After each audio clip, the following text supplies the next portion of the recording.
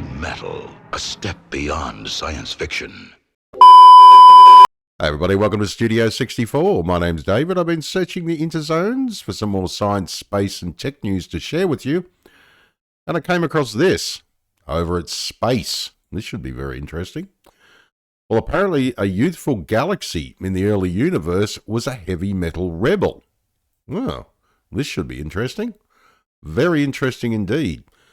This little picture of it says here, NASA's James Webb Telescope is able to detect the most distant, highest redshift galaxies ever seen, which existed when the universe was just 200 to 400 million years old.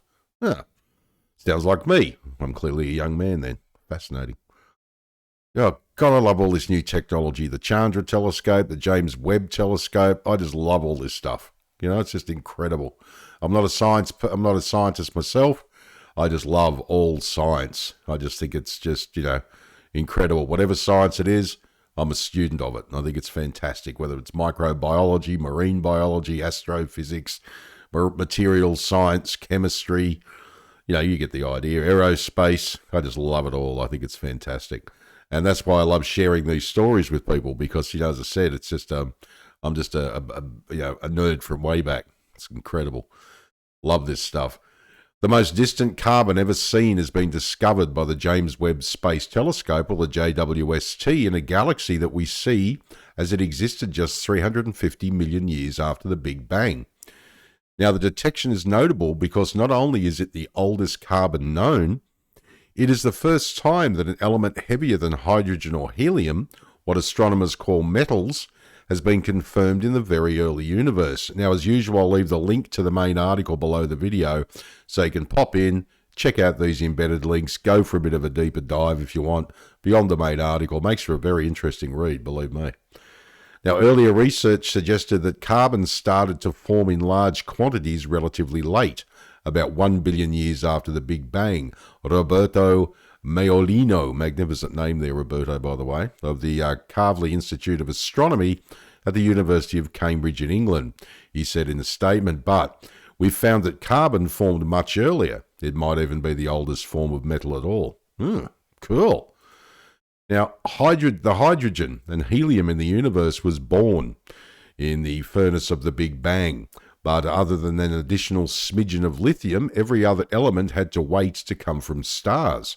Nuclear fusion reactions inside those stars create carbon, oxygen, nitrogen, and so on, while the raw energy of a supernova blast can create many other even heavier elements, such as can neutron star mergers.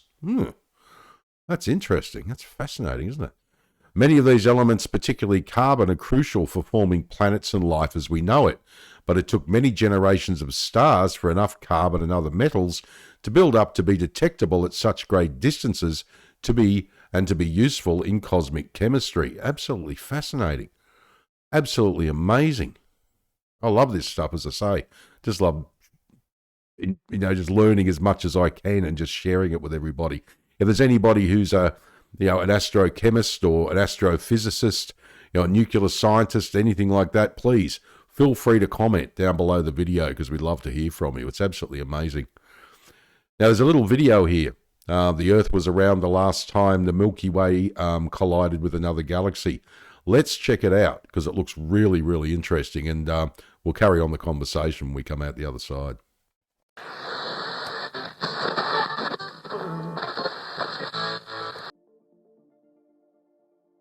Our planet has had a bit of a tumultuous past, at some point during its 4.5 billion year history, colliding with another planet-sized object, which experts say changed its composition and resulted in the moon coalescing into existence. Now experts say that wasn't the only time the Earth was around for a massive collision. However, the one they're talking about is galactic in proportion. Previously, experts believed the Milky Way's last big galactic collision happened between 8 and 11 billion years ago. However, new data suggests it could have been much earlier, around 3 billion years ago, which anyone doing the math will know that's within the Earth's lifetime. Experts say that every time a galaxy collides with another, it leaves behind wrinkles, or different kinds of galactic morphologies. The wrinkles are like waves moving through clusters of stars. However, they say our galaxy is doing the opposite, getting less wrinkly, something they equate to a cosmic Benjamin Button, with the researchers saying about it. By looking at how these wrinkles dissipate over time, we can trace when the Milky Way experienced its last big crash, and it turns out this happened billions of years later than we thought, adding that a dwarf galaxy likely rammed into the Milky Way just 2.7 billion years ago, an event which has now been named the Virgo Radial Merger.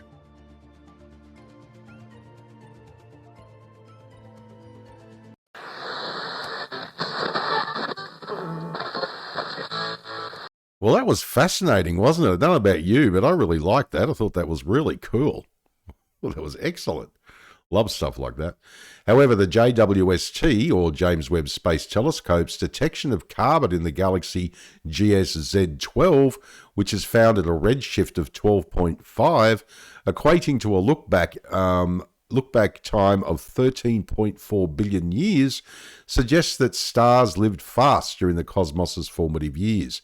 Many generations must have come and gone in rapid succession in order to build up detectable amounts of carbon in such a short time. The Big Bang occurred about 13.8 billion years ago. Yeah, it's interesting. I wonder if there are other civilizations that have come and gone. You know, as we see in a microcosm, how many civilizations have come and gone on Earth, you know? I wonder how many times that's happened in the course of the life of the universe over billions of years for other species on other planets. Isn't it fascinating just to think of? I think it's amazing. We were surprised to see carbon so early in the universe, since it was thought that the earliest stars produced much more oxygen than carbon, said Maiolino. We had thought that carbon was enriched much later, through entirely different processes, but the fact that it appears so early tells us that the very first stars may have operated very differently. Now, GSZ-12 is a compact low-mass galaxy compared to our own Milky Way, but is relatively massive for the early time frame that we find it in, an era that was populated by small but rapidly growing galaxies. Interesting. It's just an embryo of a galaxy when we observe it, but it could evolve into something quite big, about the size of the Milky Way, said the Kavli Institute's Francesco Diogenio, who led the research. Another magnificent name, by the way. It's like a lot of Hispanic names, you know, you've got to pronounce them certain ways. You can't just sort of say, you know, Jose Ramiro Gomez. You've got to say, Jose Ramiro Gomez. It's magnificent, isn't it? I love it. The discovery of carbon so early potentially changes what we know about the course of cosmic chemistry. Carbon is an essential component of cosmic dust grains, which clump together to build larger objects. Asteroids, planetesimals. Did a video on a planetesimal the other day. Actually, you should check it out. It's on the channel. I'll actually leave the link to that video below this one so you can check it out. It's really cool. Apparently, this particular planetesimal is basically sugar. It's literally all different types of sugar. It's fascinating. I'll put the link, as I say, below this video. It's interesting to watch. And finally, planets themselves. Indeed, it's believed that Earth was assembled mostly from carbonaceous objects. Carbon is also a vital component of life as we know it. Could be other forms of life out there. There's always talk about, obviously, we know carbon-based life forms. There could be silicon-based life forms, which is probably highly unlikely, but possible. And what about artificial life forms? You know, we're starting to into the realm now where organic life forms as humans, and now with AI coming along, one day we might have a digital life form. You know, there could be digital life forms out there. We don't know. The very first stars are the holy grail of chemical evolution, said D. Eugenio. Now, since they are made of only primordial elements, i.e. hydrogen and helium exclusively, they have behaved very differently to modern stars, and by studying how and when the first metals formed inside stars, we can set a time frame for the earliest steps on the path that led to the formation of life. Now, the JWST's near-infrared spectrometer, or NIRSpec, which detected the carbon, also found hints of oxygen and neon in GSZ-12, but more data is required to confirm the existence of these elements. Now, while the carbon in GSZ-12 is confirmed as the earliest metal, the galaxy may not hold that record for very long. Now, astronomers using the JWST have found what appears to be the highest redshift galaxy discovered to date at a redshift of 14.2, which places it at just 290 million years after the Big Bang. The absorption line of oxygen has been detected in its spectrum, but that discovery still needs to be rubber-stamped via peer review. Now, once it has been published in a journal, that will become the earliest example of an element heavier than hydrogen or helium. Magnificent.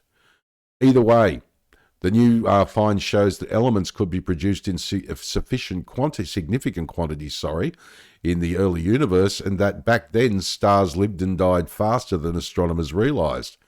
Now, furthermore, the presence of carbon and oxygen in the early universe means that astronomers and astrobiologists can perhaps start talking about the existence of planets and maybe life earlier in the universe too. As I was saying before, can you imagine civilizations coming and going millions or billions of years before ours? Fascinating. As a microcosm, we have different civilizations rising and falling, the Byzantine Empire, the Roman Empire, all that sort of stuff, rising, falling, you know what I mean?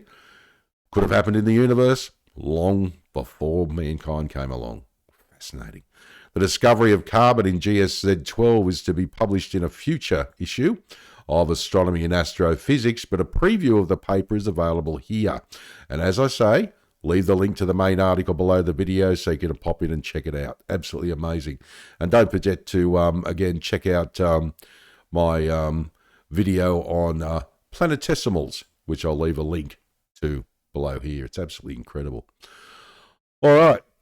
Well, that is absolutely amazing. A youthful galaxy in the early universe was a heavy metal rebel. Good on you. That's what I say.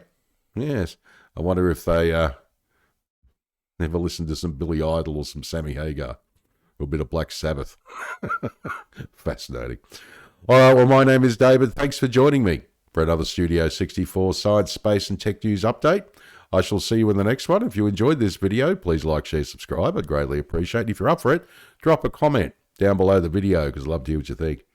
All right, take care. And as I always say, if you can't be good at it. And as I also always say, A most fascinating thing happened.